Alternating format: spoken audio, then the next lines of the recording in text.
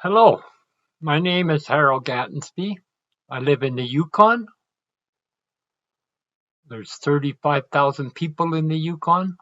It's a small population, but we live in the north. It was 40 below a couple of days ago.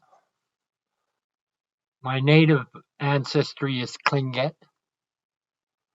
My ancestors had a big traditional territory in this land. I'm motivated by them to share the little bit of knowledge that I could gather from the trail they left behind for us. Carcross, Yukon is a place where they had residential school for over 70 years. I went to it. Most people in this community did.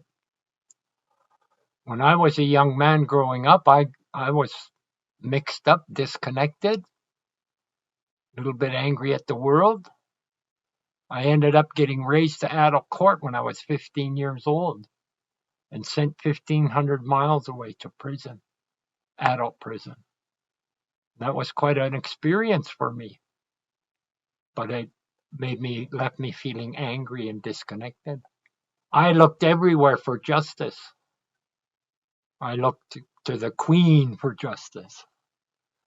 I looked to the institutions for justice, the RCMP for justice. But never to my satisfaction did I find it. And then out of desperation and perhaps nowhere else to go, I started rediscovering who my ancestors were, my Tlingit ancestors. And they were incredible people. They took care of each other. They lifted each other up. Punishment wasn't a part of their life. If someone fell from balance, they would help them get back into balance again. They considered everyone a valuable resource. And I think when I look at the world we live in today, that was my saving grace. My ancestors showed me, sit people in a circle, be respectful to one another, and build something together. We're going to be there with you. We're going to help you. And I'm ever so grateful that I could have a small part to play, in what my brother Saroeum has done with what we've been able to share with each other. And I hope that's an inspiration to others. This is something for everybody. It's not a university course or another degree after your name. It's a way of living. And it's a good way of living where we all have a place in it. So, family, community. Those are things that we need to get together, have a good discussion about, and rebuild. So thank you all again very much. Enjoy yourselves, and let's try and stay on a healthy path for the future generation of this earth. We say thank you in Tlingit, Gunishtish. So I say to each and every one of you, and I hope that you're inspired and that you will share that inspiration. Gunishtish.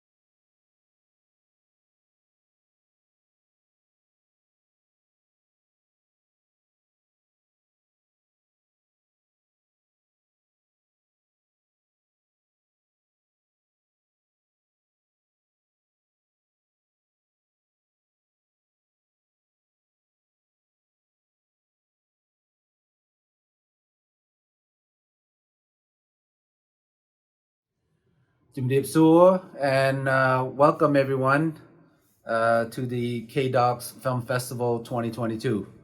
My name is Saroeum Phoung, and just I don't want to give away who I am as you watch the film, and you'll learn a little bit more about who I am as a person and my story. What I really want to share with you is that I've been doing this work around peacemaking, peace and reconciliation, healing, and system change work for about 20 plus years. And I had the privilege to work with some amazing people who really understand what leadership, discipline, and principle and drive change within their internal criminal justice system. And to me, I feel really lucky and privileged to work with this group of people because I think the lack of leadership within our criminal justice system means that the transformations, the criminal justice system transformation is really, really challenging and difficult. That's why I believe that our criminal justice system are very, very stubborn system in terms of in terms of thinking around change, transformations, and innovation. So our film called A Once Future Peace is basically a featuring a story, of our work that we're doing with partnering between community and system here in King County, state of Washington. So I just feel an enormous gratitude to the people who have been a part of this journey. And I want to thank our family, young people and community and a system partner for engaging in the collective efforts in the context of collaboration, repair harms, rebuild trust, or build trust to really help us thinking outside the box. How is that we hope to do things differently? And I really wanted to say thank you to the King County prosecutor here in the state of Washington for taking that leap and for beginning to think outside the box and trust and working with community to create something that is profoundly coming out of the partnership and the collaboration. Our film called A Once and Future Peace, I think it's a very unique story that talks about restorative justice in the context of criminal justice reform and changing the way how our criminal justice system really have impacting our young people and hoping to produce some sort of a different outcome that is for the better of the people and the system itself, instead of perpetuating this way that promote that cause more harm and promote more trauma. The theme for this year of Film Festival, KDocs Film Festival 2022, is mainly seeking truth and waging change. I really truly that it is time that we get to the truth. And I think that getting to the truth without peace and reconciliation, or truth and reconciliation, is really hard, because the system of the criminal justice system has been existed for over 100 plus years, and in its creation, it has perpetuated so much harm and trauma, and continue to do so. And waging change, I think when it comes to change, there are two types of change. We can promote change through conflict, to perpetuate trauma, or we can promote change through peace and reconciliation. I think that as social species, when we come together with our differences, tensions and conflicts is inevitable. But at the same token, we as a human social species can't believe, or can't build up our own belief system that conflict is actually normal, because it is not normal. It is natural behavior when we come together with our differences that produce tensions and conflict, but nevertheless, conflict is not normal for us, because it's not healthy for me, it's not healthy for you, and it's not healthy for anyone, especially when we're trying to build a community that is really about us coming together to imagine and create the life that we want to create for ourselves, for our children, and many future generations to come. So we can promote, we can promote change through us versus them, and that to me, that's conflict. And I think that our world that we live in is entrenched in that, indoctrinating that conflict is part of our growth and innovation, and I believe personally that it's just simply not true. I think there is another way to do it, and it's a lot more healthier for us as human social species. But until we change our mindsets and our belief system, that we're in this together, that we need to heal from one another and the things that we've caused harm to one another, I think it's really hard for us to promote change that are really about the togetherness, and it's about us together as a community.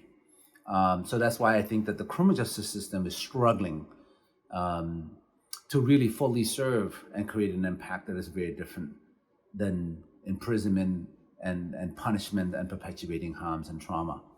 And so I'm just very fortunate, like I said again, to work with King County, who believe that there is another way to do so, and really to take the risk to do that, because I think that innovation, and system change and in system innovation is really about trying something new. And a lot of people in the criminal justice system actually are afraid, to take risks, and are afraid to fail, because we as a community, want to hold them up to the highest standard, but at the same time, we're not giving them an opportunity to really innovate by trying something new, besides from doing the same thing and expecting a different outcome. So when you think about seeking truth and waging change, I hope that we'll do that in a good way with one another. I hope that we continue to build peace and reconciliation, where we don't see each other as enemy, but more as partner, right? I think it's really, really hard to promote change through I think it's achievable when we're thinking about promoting change through conflict. It is definitely very, very hard to promote peace, to promote change through peace and reconciliation. Although in the history of humankind, we have bear witness that it truly worked. If you look at the work of Desmond Tutu, Martin Luther King, and many spiritual leaders that have led us to believe that we're more the same than we're different. To me, that's just very inspiring. And I think that when we think about promoting peace and reconciliation, it's just very, very challenging and difficult. It just means that you and I have to put our anger, our hatred, and our suspicions of one another, so that when we see things that are different, with an understanding that we are more the same than we are different, that what is different, we don't have to use that to create the otherness or to create oppositions or enemy. And to me, I think we're living in a time, in a period of time, where our differences is viewed as the others. And we have used that as part of the oppositions, where we become enemy, and where we have hurt each other through time and memorial. And that's why I think that we're growing to be suspicious of one another. And we need heal, and we need peace and reconciliation. And to me, that's what really this methodology of peacemaking circle is all about. So I hope that when you think about change, that we have to do it with each other, especially even the people we thought that they might have hated us, but we need to show them love, empathies, and compassion toward them, because in doing so, it allow us to not have enemy. And that's what my belief system around peace and reconciliation is all about, that we need to learn how to humanize one another and really see each other as part of the human family, that we're all in this together, that we all come from one lineage as human species, and that we need to see each other as a human family versus, becoming enemy to one another. I'm really thankful of Eric, the director, of the film A Once and Future Peace, for putting this masterpiece together and to really tell our story of how young people and family got involved in the criminal justice system and really use this methodology of peacemaking to bring healing, that people did not just wake up one night or one day and commit crime, that there is this human story that connected to why things are happening the way it's happening. And so what we did was the case pilot within the King County here in the state of Washington to really try new ways and new approach of doing things. And in any innovation, failures is part of the evolutions and growth and development. And I'm just so thankful that the prosecutor here with Dan Soderberg, Lisa Manions, and Jimmy Hung, and some of the amazing people that work in the prosecution office see this as an opportunity to try something new and to continue to tweak it and to make it something that is meaningful and sustainable, in terms of like working with partnership with community and system to promote change. And so those are some thoughts that I have, and I'm just feeling really an enormous privilege to be a part of the KDocs Film Festival 2022, and I'm very grateful that we had an opportunity and a platform to share our story. I grew up in a place in a time where I get minimized a lot, for who I am as a person, and the social construct make me feel like I'm not good enough to tell my story. And so this opportunity at KDocs Film Festival is an enormous opportunity platform for me, and to share my story and to share everyone's story who've been a part of this journey and who've been a part of this peacemaking movement. I think that the change in the criminal justice system is possible. I think that I think the criminal justice system need to understand what leadership means. And to me, leadership is about leading the people. It's not just focusing on scope, schedule, and budget and result, but it's about leading the people to produce or create a different outcome. And I believe that our justice system is not a broken system. It's a system that's designed to do the work that needs to be done, using an intellectual aspects of it to problem solve what is the legal issues, which is a great thing.